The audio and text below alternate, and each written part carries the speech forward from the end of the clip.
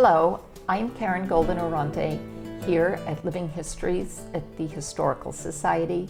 Today I'm with Herbert Brown. Good morning, how are you doing today? Fine, thank you. Good, well thank you for coming. So I had the opportunity to talk to you about your childhood here in Cohasset, but you have a very long line of history here, your family in Cohasset. So could we just start when you were born and bring in a little bit about your family being in Cohasset since 1812? Yes. The family's here since 1812. My great-grandfather, Ezra Brown, came here, and I don't know much of his history, but my grandfather, who I was named after, was a storekeeper, and they had a fairly large clientele. They had Knoll, west end of Scituate, and Beechwood area, and they delivered by horse and wagon. They made deliveries to all the local areas, and eventually they got a Model T in the early 1900s. To make house deliveries. And they used that as a delivery truck. Wow. So, but at that store, there was everything from clothes to food to gasoline to hammers and nails. Yes, yes. Shoes, overalls. Yeah. Of course, candy. Yes, neighborhood Candy favorite. was a big item. Yeah. Yes. And it was also the post office, the Beechwood Post Office. My father ran it for about 4 years.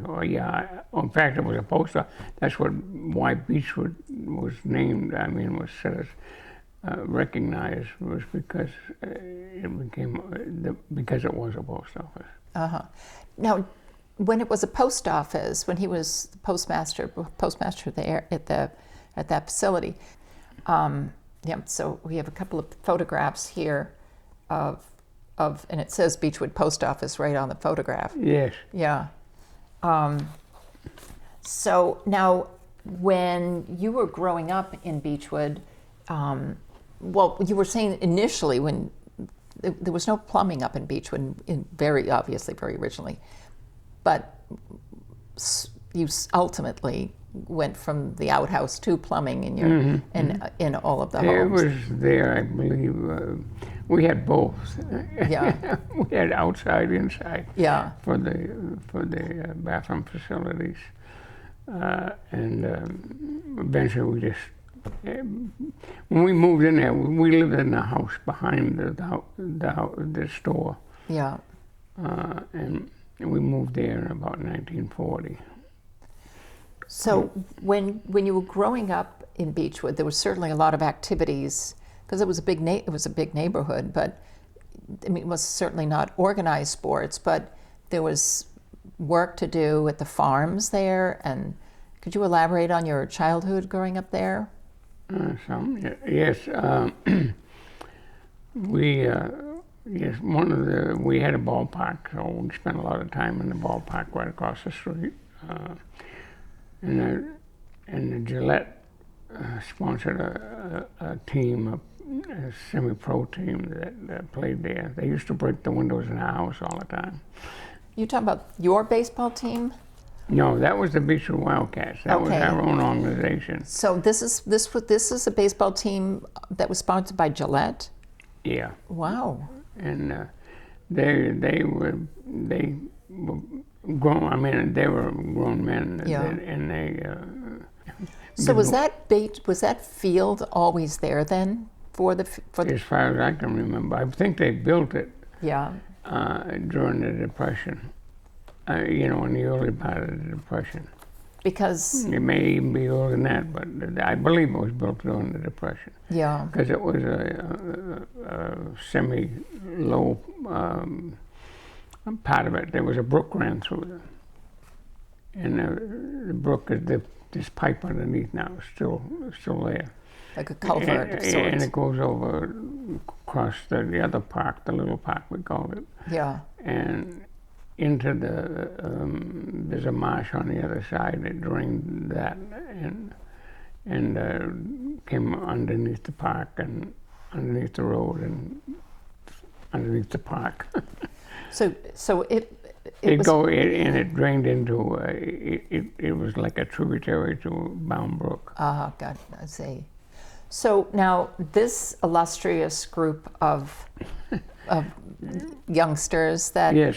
that's pretty amazing. So the Beechwood Wildcats were neighborhood, really, from Yes, Scituate and Cohasset. Our parents, their support was to give us some money to buy shirts.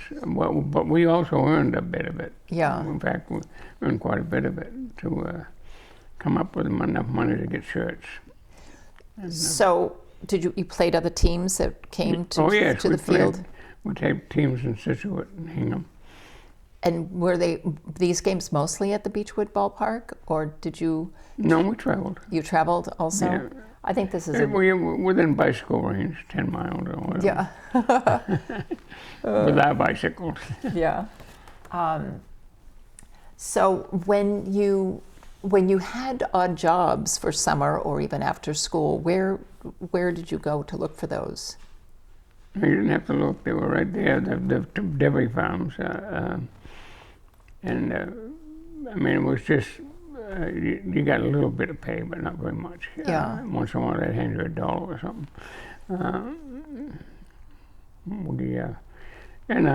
We weeded a garden for something. My brother and I weeded a garden for a guy. He had cauliflower, I guess it was, and it was cauliflower, and it was completely buried in weeds. You couldn't see the cauliflower. So we spent 10 hours or so to tour. There was a third person, but he decided that wasn't for him, and he left. Yeah. And we got $1 each for that job. 10 hours for $1. Yeah. Wow. Cool. Yeah. That's 10 cents an hour, really. So, and there was also a piggery in the neighborhood. Yes, Howard Bates had a piggery down there. Well, some of the Bates family still lives in the house. His original house is gone. They put it in a development where most of the piggery was. It's all new houses in there now. Yeah, Well, down on Riverside. They go back, I don't know, 20 years ago. Yeah. But yeah, there was a fairly good hill there, and we used to ski down there. One time we got the bright idea of taking, they had a loading it was a rectangular box with strips on it, and it was to load the pigs on the truck. And we decided to take that, and we put a whole bunch of skis under it, and came down over the hill, but the only real thing we forgot was how you going to stop it.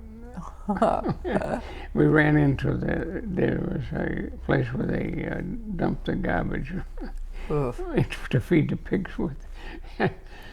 We hit that and broke up. There was only one pair of skis that was intact. And we had guys inside the thing and guys sitting on the top.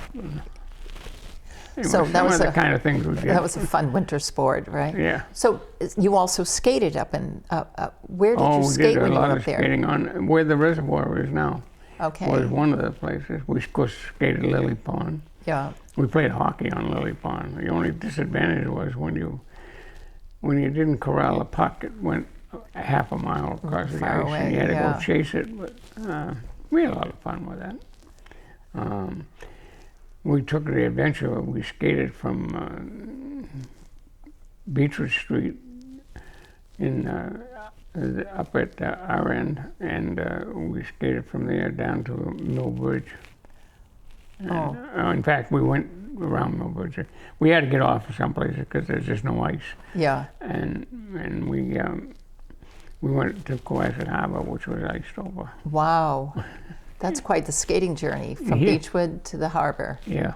Wow. Huh. One of the things that I found quite fascinating in looking at, you had the opportunity to go up at the reservoir, and all of the all of the land up at Wampatuck State Park, which was actually given by Chief Wampatuck in the 1600s to the English.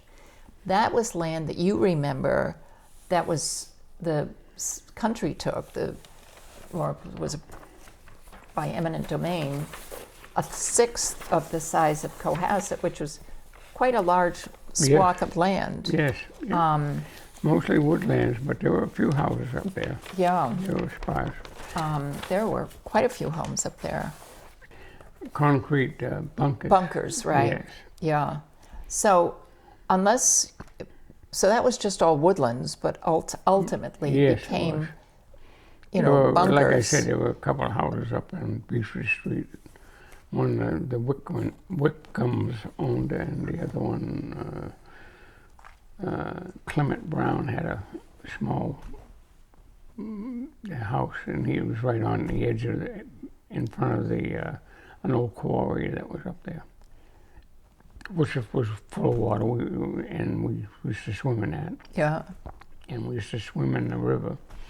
We had to clean it all out. We made a swimming hole down right at the road where they call the Wolf Pit, and that road goes in went over the river with a granite block bridge. Now, is that road still there to the Wolf Pit? Yeah, but now, yeah, I think it is part of it. Yeah. And that's where you, as a neighborhood kids, you would frequent the Wolf Pit. Oh, we were down to that whole area. I mean, we spent a lot of time in those woods up there, in where Wampatuck is now. Yeah. Of course, there was a spring up there. Oh, the Blue Hill, Mount Blue, yeah. It's And still there. And we did, like I said, we between baseball, herding cows around, romping through the woods, and swimming. We kept busy. Yeah, I bet. So when you went to school, you first went to the Ripley Road School.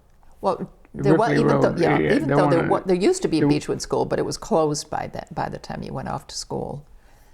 So you went to Ripley Road School. Yes. And she got us started in the direction of how schools work. Yeah. And then I went to the first grade there. I went to sixth grade there. So through sixth grade at the Ripley Road School, and then off to the Osgood School. Yes. Which is where the police station is now. That's correct. Which was a big shingled 3-story. Oh, you got a nice, Yeah. Yes, and we used to be able to sit in the assembly hall, or even in one of the rooms, and all start shaking our legs, and The whole building shook. would get moving. Sturdy building. We didn't like to get in any trouble. Well, maybe a little bit. Yeah. Now, this was a coal-fired heated building. Yes. Which. So was Ripley Road. They both were. Okay. They used soft coal in both of them. Yeah, big boilers. And the janitors would take care of all of that to keep the building. With our help. And with students. They used us to help. They helped with the kids' help. And, well, there were a lot of kids smoked, and they weren't supposed to, so they would go with the janitor, and then they could smoke and shovel some coal into the furnace. So you graduated CHS in 1949. Yes. Okay. And then just about in 1949, they started to excavate for the present high school up on Pond Street. So I think this was one of the last, maybe about 3 or 4 years later, was the school was demolished. Yeah, or when I came back, they had already, I think, demolished it. But, I mean, people. The beautiful thing about that, there was a roadway that came up to the front door. And it was all sugar maples. And we had a very enterprising teacher. We went out there and got the syrup out of the trees and made maple syrup down in the basement. We had classes in the basement for special things like trigonometry, and we only had classes of 3 or 4, maybe 5 at the most. Well, we used to cook lobsters down there. We had a all where the pretty- boilers were? So you were able to There do was a gas stove there, yeah. fun. Awesome. So after you left CHS, then what did you do? I went in the Navy off the Great Lakes. A little over a year there between a 42-week electronic school and over the holidays we were in boot camp, so that stretched out to about 16 weeks altogether. And then at which point were you deployed to go to Europe? Well, the home port for the Albany was Norfolk. So So the USS after a Albany. long ride on trains, Yeah. I got to Norfolk, and then the ship wasn't there. So I had to wait around for a few weeks. I had to stay in a hotel, and I remember I put a quarter in the radio. I mean, that was how you get your entertainment. You had to pay a quarter for the radio in your hotel room? In a hotel room, and the only thing I could get was hillbilly music, which was not my favorite at the time. Yeah, yeah. And I tried every station, I beat on that thing, but no way could I get any other thing out of it. Oh, that's pretty funny. I had no idea you had to pay for music on a radio. I mean, I understand it. Yeah. You know, jukebox, yes, but not When necessarily. you got a captured military base, you know, you can, Yeah. you do things a little bit different. Uh-huh. Yeah. So you took the USS Albany over to. Well, that stayed at the port, but yes, we were pretty active. Our first trip was we took the Midshipman College, ROTC, and we took them to Copenhagen, Amsterdam, and so on. And it was quite a trip. The third day out or so, we had a storm, and I had to go move my area where I slept. So when I was coming back, I approaching up to the mess deck, which was a deck down from the main deck. The stairways were all the ladders they call them, but they were all food all over them, and it was because those people all got sick. Oh, My God, what a mess it was. Yeah. And I think they we weren't had used to beans. It that. was on a Saturday morning. We had beans. yeah, not a good thing with a storm. Mm-hmm. So anyway, so then when you ultimately returned to Cohasset, Yes. what year did you come back? I worked locally, not in my profession, and then the hurricane came along. The next major event, and hurricanes, I should say. Yeah, right literally back to back. Yeah. Carol and Edna. And we spent a year or so cleaning up people's backyards and whatever, pruning trees and taking down destroyed trees and stuff. And But I was reading about those hurricanes. They said packed 80 to 100 sustainable 80 to 100 mile an hour winds. yeah. And then like a week later there was another one. Same. So by the time all of this was 4,000 or 5,000 homes and cars and Oh yeah, it was a mess. Yeah, Rhode Island and Southeast Massachusetts took a beating. Yeah, along the coast. Yes, Yeah. yeah. It So that wasn't as certainly bad as can the be one on built. 30. Well, I guess 38 was a very bad hurricane too. I remember that one. Yeah. I was in, but again, we were living in the house behind the store. And my grandmother was with us, she was taking care of us. And we were watching a great big cherry tree, it had a couple foot through the trunk of the tree. And it was rocking back and forth. We never thought about the fact that it could fall on the porch. We were in the porch and there were all glass windows. Luckily, it fell out the other way, but it did fall. Yeah. Was that the Portland gale in '38? It was a hurricane in '38. Yeah. They don't have as many records on that one, but I know we had. I don't know what happened to them. We had pictures of a ship up on the highway, high and dry after the storm. Wow. And it moved. It did a lot of damage. It did a lot of damage down in the Plymouth area. Tore a lot of trees down. One of the stories you were telling me about is, so when you would go down Beechwood Street, who was it that owned the land going down Beechwood Street to what is now known as 3A? There were a lot of gravel pits, and it obviously didn't look anything like it looks like today. No. Well, the family, the Wheelwrights owned a lot of land. Yeah. And Bateses. The Bateses, one of them owned the Piggery, but there were other Bateses too that were located there. So when you got to Beechwood and 3A, what was there? Was it a highway like it's known today?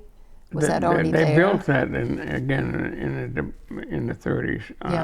And that's why all those small gravel pits, they use wherever they get gravel to make the roadbed. Where the Shaw's Market is now, that was all woodland. And it was the whole lower part of it at the level, because when they put the road in, they blocked drainage. It was fairly deep, and a fellow and I cleared it for, it was then the A&P they put in there. Mm-hmm. And we cleared the land for that. And I remember being up to my armpits in water. They've raised that. That's pretty high there, yeah. Took that whole structure. It had A&P, it had a drugstore, and then up on the hill it had some more. They tore that all out and put in that new plaza. Yeah. Yeah, there was a big plaza there before, quite a sizable plaza. Yeah, it was. It had, like I said, drugstores. And it had a casual mail. Shop, and they had Radio Shack. They had lots of. It had a fairly large amount of stuff there. So after all of the storm remains were cleaned up, what did you pursue after that? Did you continue with this? After I finished that, I went to Chicago for a year and worked in electronics, if you want to call it that. But anyway, I worked on a production line where we repaired the ones that didn't pass the requirements at the end of the production line. And I got tired of that. I came back here, and I went back in business again with trees. Yeah.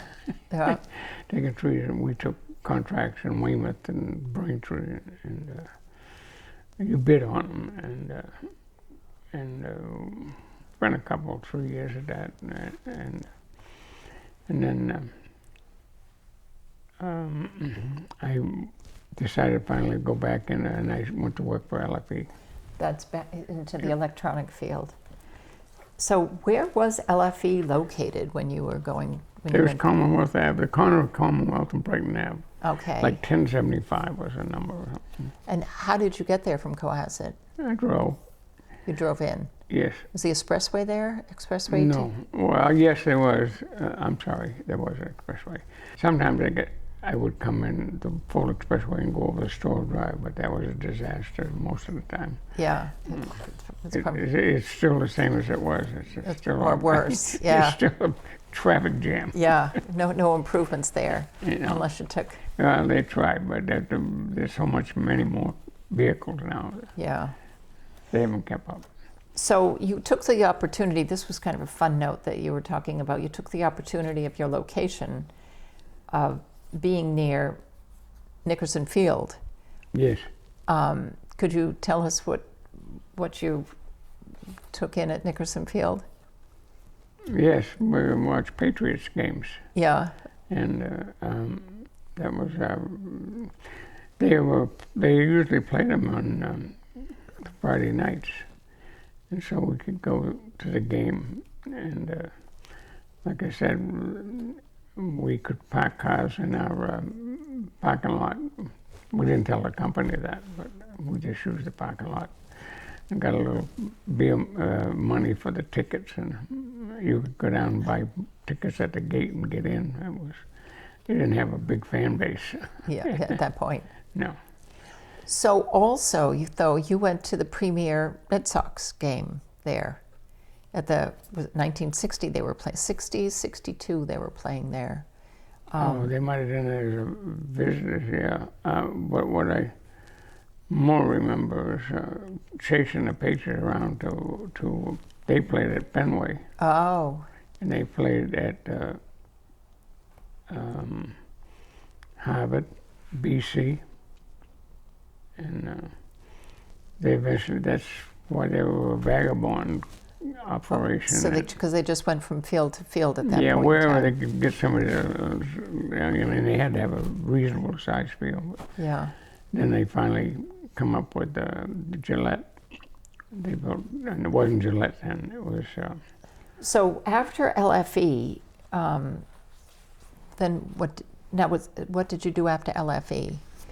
Another fellow from New York says, how would you like to go in business? Okay. He says, only a few miles up the street. So it was up to Waltham we went. And we teamed up with another company. They provided facilities, and we did design and began our Loran receiver business at that point. And from there, we all moved to Bedford, and near the Air Force Base out there. If we could just talk about what LFE was, what they did, and then to transfer into your next. Yes. Okay. Well, LFE's beginning was in World War II or shortly afterwards, and they were in the test equipment. They were not, I mean, general radio.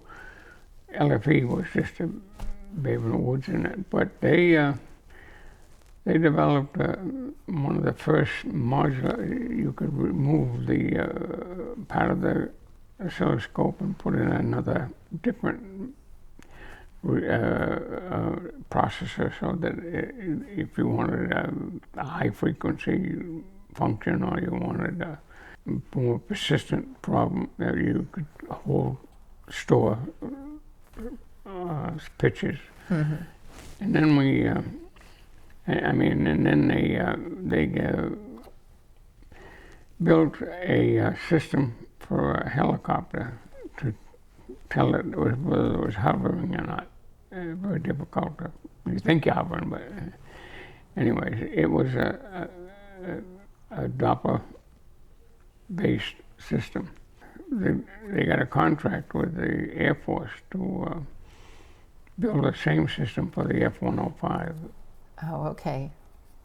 And we spent a lot of years at that, modifying the F-105, the system, the radar system we put in to get it to work much better. So this was really the workhorse of the Vietnam War, that the F-105. Yes. So after LFE, where did you go? After LFE, like I said, they sold us into to EBSCO, which was another electronics company that was in. They were in the marine business. They were selling marine electronics, and they also had some. They had a Navy contract for another system, and. Was So it we also went there. Doppler based? Yeah, they wanted to get in there. They wanted to. They had a.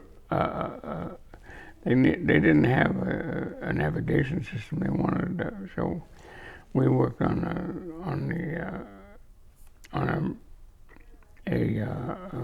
Loran set for them, a Loran receiver. However, we decided to leave, and we left and designed our own receiver. The fellow from New York, he had worked for Sperry. Sperry was the one that did all the work on the original work, the transmitters and stuff for Loran. Loran ceased was right after World War II. They started Loran's here. That's when Sperry did a lot of work, and they built military Loran receivers. And we also built a Loran receiver for them, actually, at the Laboratory for Electronics. Good. And that one was strictly a military one. It wasn't practical for small boats. Right. So Loran, though, was around for decades, and Oh just yeah, recently was like in 2010. They invented it for World War II. That was Loran A. Okay. And B was just a variation. They didn't do much with that. And then they came up with C, which is truly long range. And they use large antennas, or high, tall antennas, 625 feet, or they use a combination of 4 antennas. But it's a low frequency system, so it takes a fairly large antenna. And on the East Coast of the United States, they had a transmitter in Nantucket. They had one in Cape Fear, Carolina. They had one in Juniper, Florida. They had one, eventually they put one in Seneca, New York. And then we tied in with the Canadians, and they had one up there in Newfoundland area. Okay, so I just want to catch up to where you are today. And one of the things that was very interesting is that in the appropriation of the land up at Beechwood was the town's burning dump. And in 1941, they needed to find a new dump, new place. So in 42, there was a gentleman who owned a lot of land up at Cedar Street, and the town purchased this land for what is now known as the dump. So it's very interesting how it went from Beechwood over to Cedar Street, and you couldn't sit still, even though you have every right to sit back and relax. You've worked very hard your whole life. However, you needed to do something. Yes. Yeah. And so there you are, and everyone knows you. And if they don't, I do want to say, if anyone's watching this show, to make sure to go up to Herbie and say hello to him at the dump, where he does spend his retirement now, because he can't sit still. So I do want to thank you so very much for coming today and talking with us at the Historical Society. And thank you all for watching.